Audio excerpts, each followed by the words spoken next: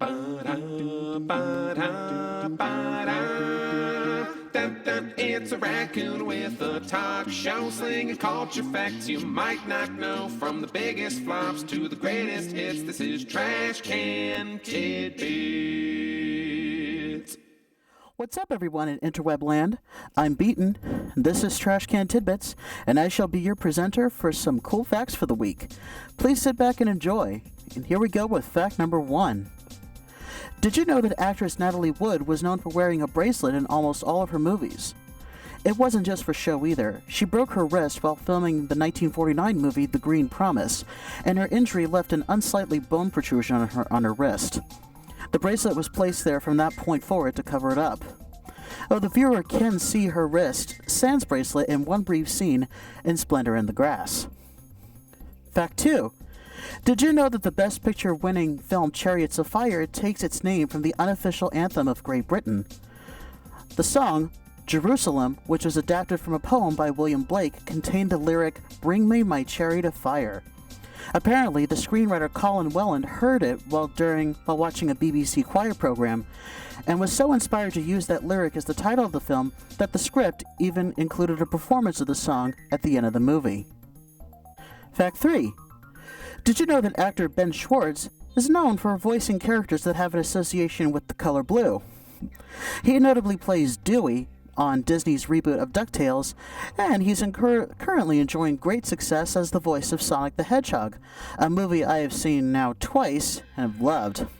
Both characters are associated with blue and share a big love of adventure and danger, obviously. Fact 4.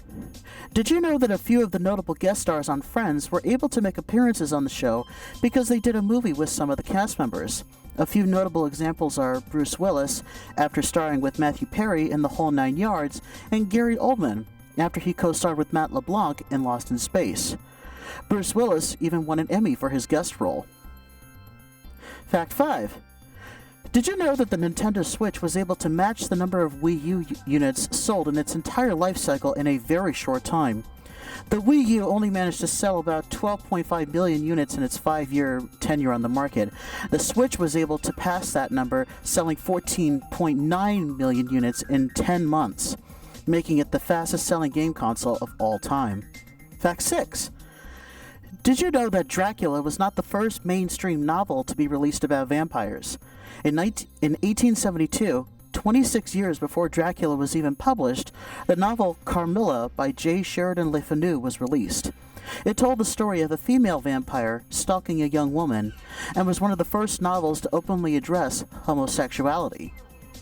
The novel continues to be a big inspiration for vampire literature and games, even making references in some of the Castlevania games. Fact 7. Did you know that two actors who play allies to each other in the 2019 movie Harriet actually won Tony Awards for acting during the same ceremony? During the 2016 Tony Awards, the Best Leading Actress in a Musical Tony Award went to Cynthia Erivo for playing Celie in The Color Purple. Erivo would later play the title role of Harriet Tubman, for which she would be nominated for Oscars for Best Leading Actress and for Best Original Song for writing and performing the original song Stand Up.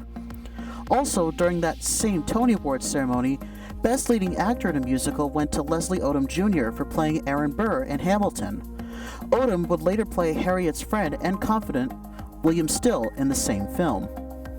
Fact 8. Did you know that Billie Eilish is now officially the youngest singer to perform a James Bond theme song? With her amazing rendition of the title song from the upcoming film No Time to Die, she joins the Bond family with yet another first for the franchise. Among other notable firsts for Bond songs being Another Way to Die from Quantum of Solace being the first duet in Bond history, Skyfall being the first Bond song to win an Oscar, Writings on the Wall from Spectre is the first song performed by an LGBT singer, and so on. Fact 9. Did you know that actor Kari Hiroyuki Tagawa has played two notable video game villains in live-action movies?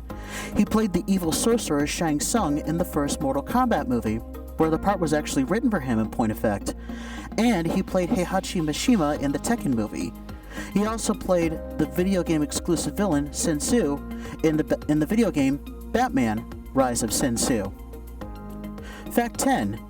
Did you know that the character of Elvis in the direct-to-video sequel Free Willy the Adventure Home could be seen as a reference to Elvis Presley? In real life, Elvis was in fact a twin, but unfortunately his twin brother was stillborn and didn't survive. His brother was named Jesse, and Jesse is the name of the protagonist of the Free Willy series, is the older half-brother to the character of Elvis. And here's a bonus fact for you this week. Did you know that one of the cast members from Friends actually worked as a barista while the show was going on? It's probably not who you think either.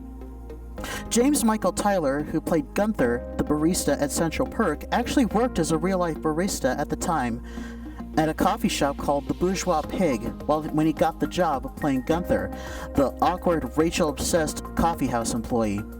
Tyler would actually hold on to that job for the first 4 seasons, so he'd be playing a barista on TV, and he was also one in real life. And there we go for this week. I love putting out these videos, and I think it definitely shows in how they're presented. I hope you've been enjoying them as much as I have. Go ahead and comment below or get in touch with me if you got any trivia you want to share or suggestions for future videos.